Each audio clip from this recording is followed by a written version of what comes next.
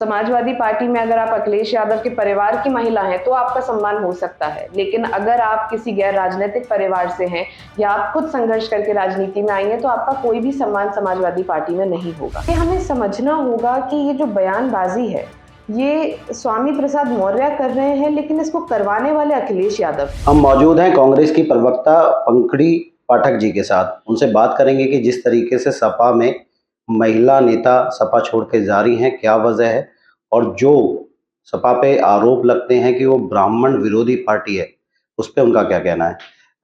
Ma'am, अभी जो है दो सपा से दो महिला नेता हैं जिन्हें सपा से निकाला गया है, इस पे आप क्या कहेंगे? देखिए, ये सपा का अपना निर्णय है, उनकी पार्टी का निजी निर्णय है कि वो किसको रखते हैं, किसको निकालते हैं। लेकिन जिस तरह की राजनीति समाजवादी पार्टी कर रही है, हम सभी लोग देख रहे हैं, तो उसको परिप्रेक्ष्य में देखने की आवश्यकता है। पिछले कुछ समय से समाजवादी पार्टी लगातार जातिवाद की राजनीति कर रही है। प्रदेश के लोगों को जातियों में बाँटने का काम कर रही है। उनके जो कार्यकर्ता आप देखेंगे सोशल मीडिया पर जिस तरह के अपने ही पार्टी के नेताओं को जाति सूचक उन पे टिप्पणियां करते हैं, उससे ये साफ है कि एक जातियों में बांटने का प्रयास और जातिवाद को फैलाने का प्रयास समाजवादी पार्टी द्वारा किया जा रहा है। जिस तरह से भारतीय जनता पार्टी सांप्रदायिकता का जहर फैलाती है, उसी तरह समाजवादी पार्टी भी जातिवाद का जहर फैलाकर सत्ता में आने का प्रयास कर रही है, जो कि देश के लिए, प्रदेश के लिए हानिकारक है। मैम, जैसे कि अभी जो दो महिलाएं नेताओं को पार्टी ने बाहर निकाला है, उसके बाद उन्होंने आरोप लगाया है कि महिला का सम्मान सपा में नहीं होता है। इस पे आप क्या कहेंगे? देखिए, मैंने तो ये बात 2017-2018 में ही बता दी थी कि समाजवादी पार्टी में महिलाओं का कोई भी सम्मान नहीं है।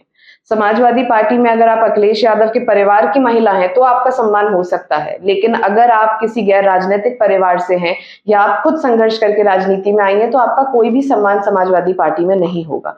समाजवादी पार्टी में रहते हुए ही समाजवादी पार्टी की जो महिला नेता हैं उन्हें तरह-तरह की अभद्र टिप्पणियों का सामना करना पड़ता है।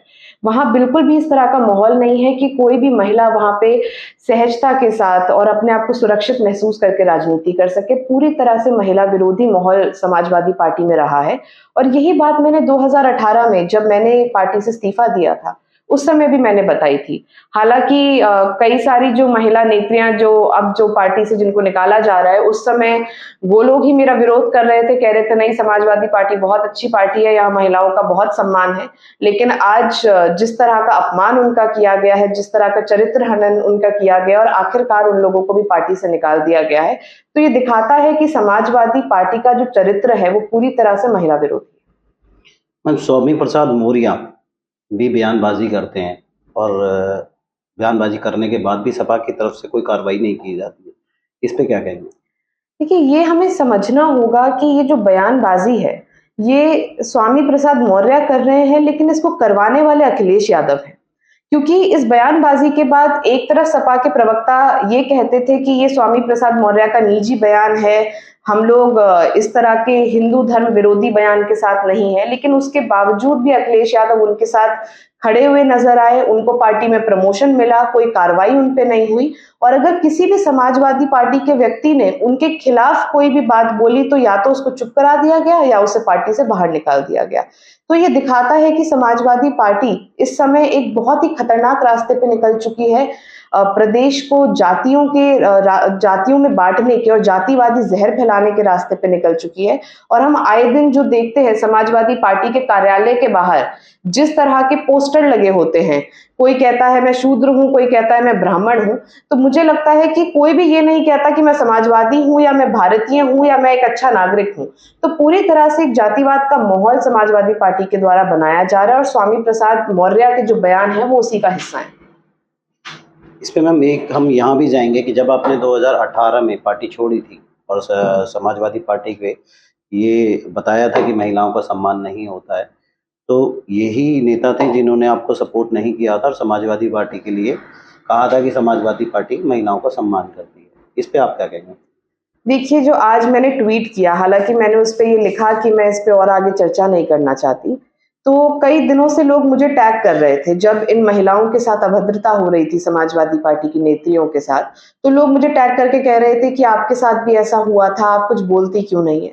तो मेरे ना बोलने का कारण ये था कि जिस समय मेरे साथ इस तरह की अभद्रता समाजवादी पार्टी में हो रही थी, तब कई समाजवादी पार्टी की महिला नेताएँ ऐसी थी जो उसको अपने लिए अवसर समझ रही थी और जो ये कह रही थी कि जो पंखुड़ी पाठक कह रही है वो बात गलत है, समाजवादी पार्टी में महिलाओं का बहुत सम्मान है। लेकिन जब उनके साथ स्वयं अभद्रता हुई, तब वो भी समाजवादी पार्टी के महिला विरोधी होने पर चर्चा करने लगी। तो समाजवादी पार्टी का जो महिला विरोधी चरित्र है उसको सब जानते हैं, लेकिन अपने अवसरवाद के लिए, अपने सत्ता लोभ के लिए ये लोग समाजवादी पार्टी में बने रहे और आज भी समाजवादी पार्टी में कई सारे नेता ऐसे हैं जो पीछे-पीछे ये बात ज़रूर कहते हैं कि समाजवादी पार्टी में हमारे साथ जातिवाद होता है, हमारे साथ दोहरे तरीके का व्यवहार होता है, सही व्यवहार नहीं होता, हम लोगों को जातिवाद का सामना करना पड़ता है, लेकिन उसके बावजूद भी वो लोग समाजवादी पार्टी में सत्ता के लोभ में बने रहते हैं। तो ये मुझे लगता है जो 2 नेताओं को निकाला गया है, ये उन सभी लोगों के लिए संदेश है कि अगर आप समाजवादी पार्टी के जातिवाद का समर्थन नहीं करेंगे, तो आपको भी पार्टी से निकाल दिया जाएगा।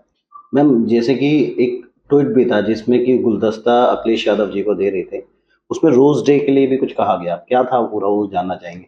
देखिए, मुझे तो जानकारी नहीं है ज़्यादा, मैं जो नेत्री हैं उनको फ़ॉलो भी नहीं करती हूँ, तो मुझे इतनी जानकारी नहीं है, हालाँकि कुछ लोगों ने मुझे दिखाया था।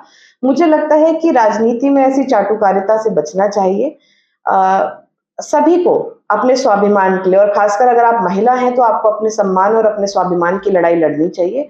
जिस समय इस तरह की अभद्र टिप्पणियाँ इन महिला नेताओं पे हो रही थी, तो मुझे लगता है कि बेहतर होता अगर ये महिला नेता खुद समाजवादी पार्टी को छोड़ती और सामने आकर महिला सम्मान की लड़ाई लड़ती, क्योंकि अगर आप अपने सम्मान की लड़ाई नहीं लड़ पा रहे, अगर आप हर दिन अश्लीलता का सामना कर रहे हैं, अभद्रता का सामना कर रहे हैं, उसके बाद भी उस पार्टी की चाटुकारिता कर रहे हैं, उस पार्टी में बने हुए हैं, तो कहीं न कहीं ये आपके ऊपर भी सवाल उठाता है। मैं ये नहीं कह रही कि उनके साथ सही हुआ, लेकिन मैं ये मानती हूँ कि महिलाओं को अपने सम्मान की लड़ाई लड़नी चाहिए और अगर आप अपने सम्मान की लड़ाई नहीं लड़ेंगे, तो आप समाज में बाकी महिलाओं के सम्मान की भी लड़ाई नहीं लड़ सकते। तो इन महिलाओं के साथ बिल्कुल अच्छा नहीं हुआ समाजवादी पार्टी में, लेकिन जिस भी महिला का इस तरह का उत्पीड़न हो, उसको खुल के राजनीति को दरकिनार करके अपने सम्मान की लड़ाई लड़नी चाहिए। बात करते हैं ब्राह्मण समाज की। तो ब्राह्मण समाज के लिए बोला गया कि सपा में कोई जगह नहीं है, इस तरह के आरोप लगाए गए, उस पे आप क्या कहेंगे? देखिए, कई बार इस तरह की बातें पहले भी सामने आई हैं, लेकिन मुझे ये लगता है कि जब से समाजवादी पार्टी लगातार चुनाव हार रही है, एक जातिवाद के रास्ते पे वो निकल गए हैं। उनको लगता है कि अगर इस लड़ाई को अगड़े और पिछड़े की लड़ाई बना दिया जाएगा, तो हमारा फ़ायदा होगा। अगर हम ब्राह्मण विरोध की राजनीति करेंगे या सवर्ण विरोध की अगड़ों के विरोध की राजनीति करेंगे, तो हमारा फ़ायदा होगा। लेकिन कभी भी समाजवाद में अगड़ों का विरोध करने की राजनीति की बात नहीं हुई। सबकी समानता की बात हुई है, सबको सम्मान देने की बात हुई है। लेकिन जिस तरह की राजनीति आज अखिलेश यादव और समाजवादी पार्टी कर रहे हैं, वो कहीं से भी समाजवाद की राजनीति नहीं है और इससे मुझे लगता है कि समाज में एक बहुत गलत संकेत जाता है। इस तरह की जातिवादी राजनीति का किसी भी तरह से किसी को समर्थन नहीं करना चाहिए और मुझे लगता है कि इसके जो परिणाम हैं, ये आने वाले समय में सपा को लग रहा है कि उनको राजनीतिक लाभ मिलेगा, लेकिन सपा को इसका राजनीतिक नुकसान होगा आने वाले समय में। मैम, जो सपा से अभी जो महिलाएं हैं जिन्हें पार्टी ने बाहर किया है, अगर वो कांग्रेस में आना चाहेंगे तो कांग्रेस क्या उन्हें वेलकम करेगी? देखिए, ये तो पार्टी के नेतृत्व का निर्णय रहेगा। अगर ऐसा भविष्य में होता है, तो जो भी पार्टी निर्णय लेगी, वो हम सभी लोगों को पता लग जाएगा।